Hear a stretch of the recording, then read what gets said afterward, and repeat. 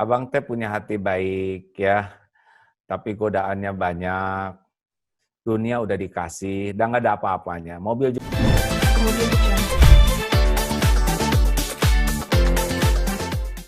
Sahabat-sahabatku di seluruh penjuru bumi yang ditakdirkan menyimak acara ini.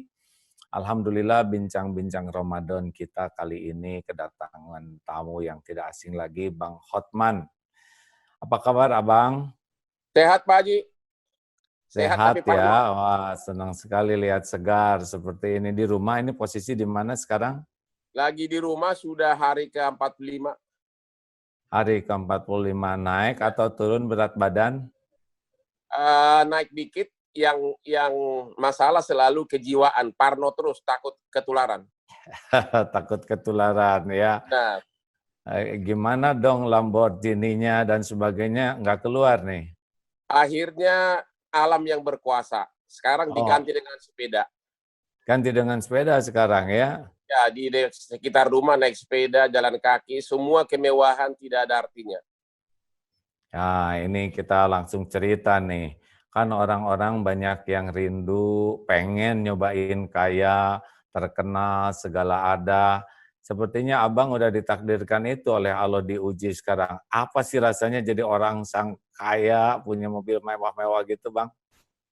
Sebenarnya sih bukan kesombongan, sebenarnya sih hanya sifat manusia menunjukkan ke publik, ini saya berhasil loh. Jadi lebih menonjol menunjukkan keberhasilan dan kepuasan diri. Nah, sekarang sudah ada itu. Jadi apa yang paling terasa tuh? Naik mobil mewah gitu ada rasanya kayak apa gitu? Naik mobil mewah itu rasanya kita pede, kita merasa yakin diri, dan ada perasaan ini aku loh, saya sudah sukses. Itu perasaan, jujur aja, begitu Dia perasaannya. nggak apa-apa, mending cerita hati. Iya, Ya, begitu gitu ya, perasaannya. Ya, penampilan. penampilan ya. Ya. Nah, apalagi yang diinginkan sekarang kan kalau keinginan dunia mah katanya seperti minum air laut, makin diminum makin haus. Masih ada keinginan lagi enggak? Sekarang dengan adanya corona ini, saya makin menyadari bahwa suatu waktu kita harus mencari hidup kebahagiaan, bila perlu setengah pensiun atau pensiun total, dan menikmati hari tua. Karena apapun yang kita dapat itu ternyata semua berakhir juga. Gitu ya. Ya. Iya, iya, iya, iya. Memang dunia ini panggung sandiwara, kata Ahmad Albar ya. Ya. Dunia kan cuma tempat mampir dan katanya memang antara keinginan dan keperluan itu beda. Kalau ingin tuh unlimited, terus Benar. saja ingin terus dan kita akan lumayan tuh rada letih. Yang paling enak itu adalah memang kita hidup sesuai dengan keperluan. Ya. Karena perlu itu ada batasnya, seperti sepatu kan nggak mungkin kaki yang dua ini perlunya 50 pasang. Yang membuat banyak sepatu itu kan sebetulnya karena ingin, betul? Betul nggak begitu, Bang? Ya, betul. Tapi ada pertanyaan saya satu. Sekarang ini selalu ada ingin kemauan agar benar-benar hidup sederhana, hidup tidak lagi mengejar materi, tapi kayaknya selalu tergoda terus. Bagaimana ada orang bilang kayak kami Kristen yang tadi suruh berdoa, ya kan? Tapi tetap nggak bisa, selalu tergoda terus. Bagaimana caranya agar akhirnya kita berhenti dan mulai murni di jalan yang benar gitu? Ya, saya pernah diuji juga oleh dunia seperti ini, Bang. Ya, Perusahaan cukup banyak. Ya, mungkin Abang tahu tahun 2007 tuh waktu itu puncaknya duniawi. Wah, rumah banyak, kekayaan melimpah ruah, perusahaan sangat banyak juga ya lagi Abang mungkin suka lihat dulu acara zaman Agim jadi selebritis ya, dulu. ya benar, ya benar. Ya. Nah, saya sih waktu itu merasa kata orang, wah sukses sekali, dapat penghargaan sana-sini, Joe W. Bush juga pengen ketemu dan sebagainya. Tapi saya waktu itu merasa keletihan batin yang luar biasa. Saya merasa, apa ini rasanya? Kekayaan, rumah, segala ada tuh, kok nggak pernah bisa membuat hati saya bahagia. Nah, Iya. waktu itulah alhamdulillah ada titik balik. Akhirnya saya sih beruntungnya datang guru tuh, ada guru yang mengajari, lalu diujilah dengan dihina, dicaci, wah segala macam. Akhirnya menemukan, oh ternyata memang dunia itu hanya boleh di tangan, jangan di hati. Kalau dunia di hati, oh jadilah hidup ini tidak pernah tenang. Tapi kalau seperti tukang parkir kan enak tuh Bang. Banyak Ya. mobil tidak sombong, ganti-ganti mobil tidak takabur, mobil diambil sampai habis juga nggak sakit hati. Sebabnya apa Jadi coba? wujud Sebabnya. konkretnya kayak saya sendiri, wujud konkretnya kalau orang bule bilang, what should I do? Harus lakukan apa agar bisa mencapai tahap itu? Apakah harus gagal dulu? Kalau Nggak kesuksesan usah. terus ada, Kan ada dua jalan untuk bahagia tuh. Kalau ya. dikasih kesenangan tidak bisa bahagia, maka biasanya dengan ujian baru dia sadar. Tapi kalau abang mau, berarti ini semua cuman titipan, ini cuman casing, ini cuman topeng. Saya ingin, dengan cara syukur. Ada orang bisa dekat dengan kebahagiaan dengan Allah itu dengan sabar, itu kalau ujian dulu. Tapi kalau mau sekarang tanpa diuji dulu, lebih hebat syukurnya. Jadi kuncinya kita harus mensyukuri, begitu ya? Ya, syukur itu ada beberapa tekniknya. Satu, harus yakin bahwa semua yang ada itu bukan milik saya. Ya. Cuman titipan dari yang menciptakan kita, dari Allah lah, dari Tuhan kita. Ya, jadi itu hanya topeng, bukan diri kita yang asli. Seperti Lamborghini itu kan bukan Hotman Parisnya. Hotman Parisnya kan yang ini. Itu cuman besi, kaleng, merek, dan sebagainya. Kita kan nggak bisa nebeng merasa keren dengan barang seperti itu, pasti nilai kita kan lebih tinggi dari harga Lambo, benar?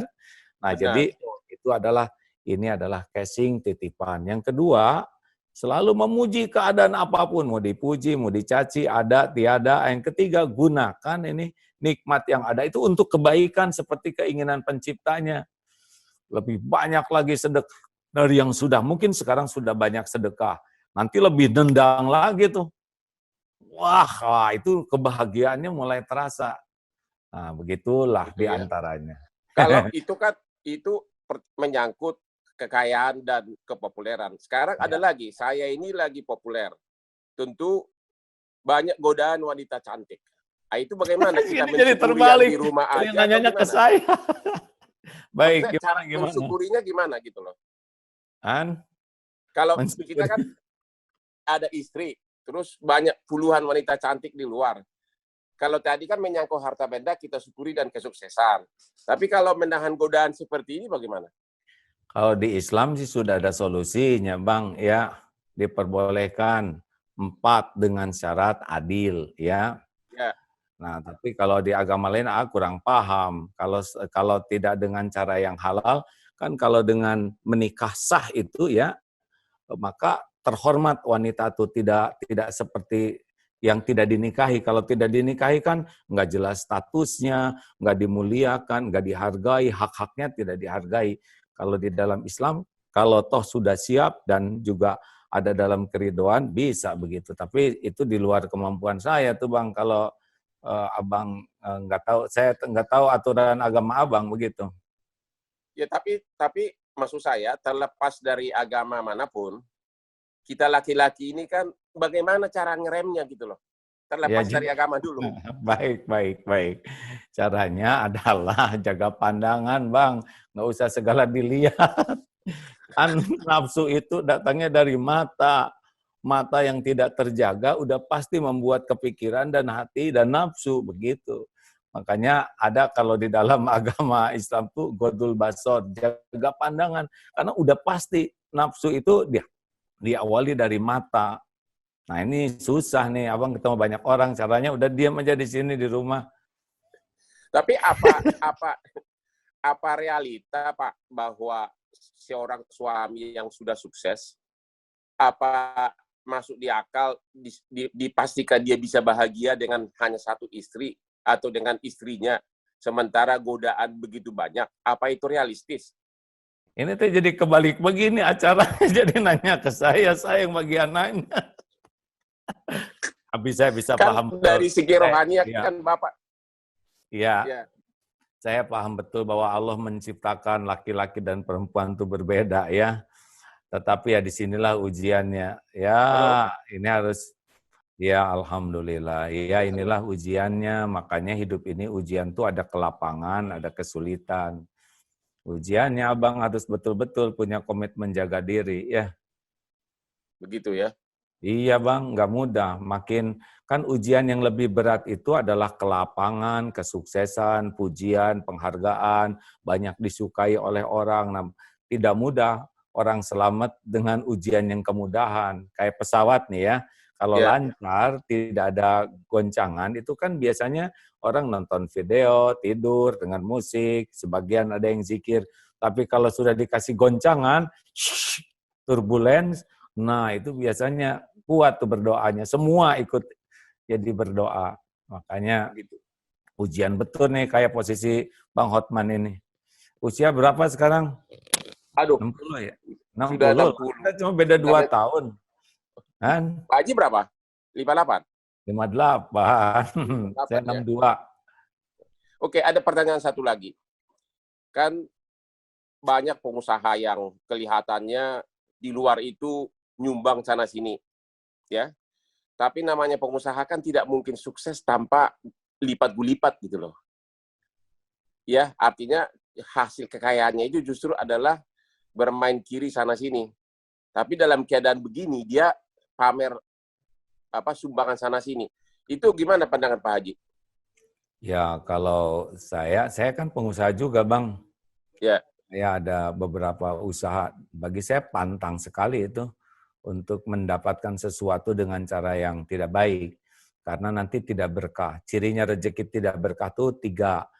ya, 1, hidupnya tuh sibuk aja dililit masalah berbagai urusan sehingga dia tidak pernah menikmati kehidupannya, rezekinya, karena otaknya tuh terus dengan masalah. Yang kedua, di sini nih, di hatinya tuh selalu fakrahu baina ainai, selalu takut miskin, takut kurang. Jadi terus mencari aja sampai dia tidak menikmati yang ada karena otaknya tuh mikirin yang belum ada. Yang ketiga, rezeki itu sebetulnya yang bakal dia dapatkan tuh apa yang sudah ditakdirkan dia dapatkan. Tapi kalau rezeki kita raih dengan cara yang benar, tenang, enak, adem, ada masalah tetapi ya tidak pernah membuat kita tidak bahagia. Kemudian hati itu selalu kaya, tidak pernah ada persaingan apapun, dolar mau naik mau turun, ada apa, kayak sekarang gini ya, tenang aja karena yakin rezeki itu ada yang jamin. Dan rezekinya pasti dia ngejar sendiri. Nah, caranya makanya saya tuh tidak sependapat kalau semua pengusaha hanya sukses dengan begitu, Bang. Karena ya, banyak juga pengusaha-pengusaha yang jujur. Kan dalam Islam tuh 2, Bang. Orang tuh waktu menjemput rezeki dan waktu menafkahkannya. ya, Yang membuat bernilai seseorang tuh kan kalau dia menjemput rezekinya dengan niat dan cara yang baik, maka dirinya lebih berharga dari kekayaan yang dia miliki. Sekaya apapun pasti yang dikenang tuh orangnya. Dan kalau udah dapat, maka dia distribusikan. Makin banyak yang sedekah, yang kelihatan yang tidak kelihatannya lebih banyak, dia tambah mulia lagi. Jadi uang itu selalu ada di bawah dia. Jangan sampai harta nyawa berharga, dirinya tidak punya harga. Kan para koruptor juga begitu. Jabatannya berharga, hartanya ternyata dirinya hanya pencuri, pezina, dan sebagainya. Terus bagaimana kita hidup bersembunyi di balik topeng begini? Saya yang mau nanya. ya. Dah, Bang, giliran saya nanya. Oke, ya. Ya, Pak Haji. Senang nggak bisa ngobrol-ngobrol begini tuh? Senang, saya itu termasuk yang sering diundang Pak ke pesantren. Iya, Saya saya sudah ke Tebu Ireng, ke Lirboyo, ceramah di sana berhari-hari. Gus Solah kasih gelar saya malah Gus. Nama saya dikasih Gus. Gus Hotman Paris waktu itu di Tebu Ireng. Terus iya ketua saya baca juga PBNU, tuh. Pak Prof kasih gelar saya Lora. Jadi katanya Gus Lora Hotman Paris. Arti Lora katanya itu melayani karena saya sudah membantu ribuan orang di Kopi Joni memberikan bantuan hukum gratis. Nah, jadi Ya, saya sering saya lihat diminta. tayangannya Kopi Joni itu. Ya, Gimana rasanya eh, bisa berbuat seperti itu? Apa yang mendasari dan apa yang terasa nih, Bang?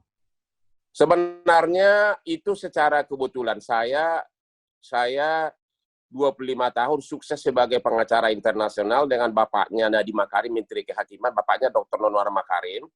Saya sukses, rezeki gampang dapat. Tiba-tiba Jalan Sudirman itu kan dibangun kereta api di bawah tanah.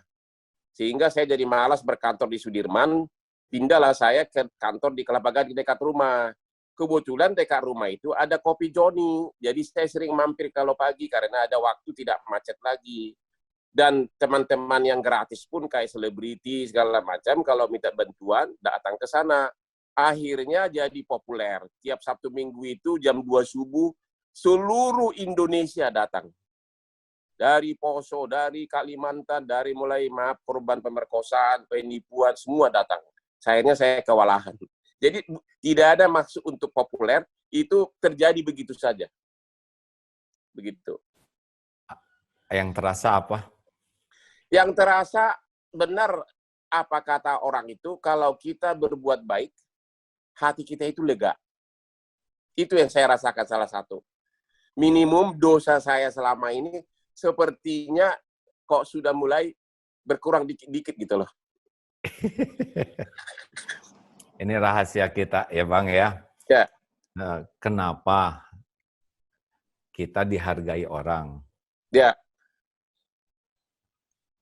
Sebabnya cuma dua. Satu, karena Allah pencipta kita mengasih karunia kepada kita. Ya. Abang dikasih kecerdasan, dikasih kemampuan berpikir, dikasih kemudahan, sehingga ketemulah dengan rezeki dan popularitas dan lain-lainnya. Betul? Ya. Sebab kalau ini dibuat minus aja, misalkan otak kita lemot, ya nggak bisa jadi pengacara. Betul tidak? Benar, benar. Ya. Atau badan kita dibuat punya penyakit kronis yang membuat kita susah bergerak, susah, tidak bisa. Jadi prinsipnya kita dihargai itu pasti karena Allah memberi karunia. Sepakat ini? Benar. Dan yang kedua, kita ini dihargai orang lain, penyebabnya adalah Allah menutupi aib, dosa, kejelekan, keburukan, kekurangan kita. Ditutupi. Orang-orang tidak tahu. Bahkan orang yang terdekat dengan kita juga banyak yang tidak tahu siapa diri kita yang aslinya. Dan kalau itu dibuka oleh Allah lah, lihat sendiri Abang, ya nggak? Orang yang dibuka sedikit saja pada nyungsep, betul tidak? Benar, benar.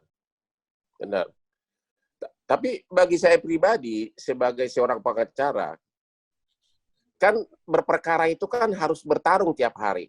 Pilihannya hanya kalah atau menang. Terlalu susah bagi saya untuk pasrah begitu saja atau syukurin. Gimana itu rahasianya tuh? Itu bab lain, Bang. Ini babnya, bab yang barusan itu, bab kenapa kita dihormati orang, ya. Makanya kita supaya enggak kemakan oleh popularitas, tidak kemakan oleh ujub, takabur, rasa di hati itu ya. Maka kita harus, kalau saya diajarin guru saya itu dua itu aja.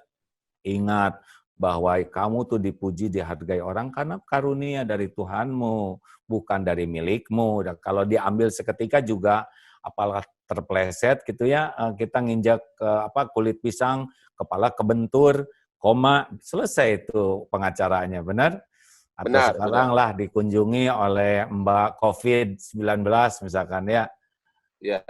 Kita kan kalau disilaturahmin COVID itu juga sudah bisa berakhir ini. Yang 60 kan udah berat tuh Bang, udah deket-deket ya. Benar juga tuh. Iya, hanya dengan COVID aja kita udah beres nih, udah nggak bisa apa-apa. Yang kedua, kalau Allah mau ngejatuhin kita misalnya, karena kita lupa aja, tinggal dibuka aib. Berapa banyak tokoh-tokoh kita yang begitu dihormati, disegani, buka aja jatuh, benar? Makanya satu, kalau kita begitu harus tetap sadar ini cuma titipan. Yang kedua harus banyak tobat, karena kalau dibuka nggak bisa ada yang ngalangin. Itu senior-senior pengacara, hakim apapun kan kalau oleh Allah dibuka jatuh, benar? Benar. Nah makanya itu. Nah sekarang pertanyaan tadi apa Bang? Gimana kalau berperkara harus perang terus? Ya, kalau di satu pihak kan kita harus mensyukuri, tapi bidang kerja saya itu hanya ada dua pilihan, menang atau kalah. Artinya harus bertempur, harus fight tiap hari. bahkan subuh hari pun pikirannya bagaimana untuk menang dan menang. Itu yang susah bagi profesi pengacara. Itu teh mencari keadilan atau kemenangan, Bang? Kita Pengacara tuh. harus akui bahwa bisnis pengacara itu kan sudah bagian dari bisnis juga. Kadang sudah tercampur antara kemenangan dan keadilan dan bisnis keuntungan. Sebagai pengacara normal, ya kadang kita yang penting klien menang. Sehingga kita tidak bahagia gitu loh. Subuh-subuh pikirannya kalau kalah bisa stres 2 bulan. Kira-kira begitu. Udahlah, udah umur 60 tahun pensiun lah. Belajar Itu agama yang benar. Udah kurang benar. apa lagi? Saya Itu saya renungkan terus. Ya, ya silakan. udah waktunya lah. Abang teh punya hati baik ya, tapi godaannya banyak. Dunia udah dikasih, udah nggak ada apa-apanya. Mobil juga cuman gitu-gitu aja. Ya, Sudah nganggur gara-gara corona semuanya. itu cincin kok nggak dipakai sekarang. Kenapa di rumah nggak pakai cincin? Nggak pakai cincin nih. Semua follower juga udah nanya, mau dipakai apa? Orang tiap hari pakai baju tidur. Nah, Sekali-sekali sekarang saya dengan senang kalau Pak Haji ngajak saya lah waktu Pak Haji lagi ceramah, nggak apa-apa saya ikut mendengarin.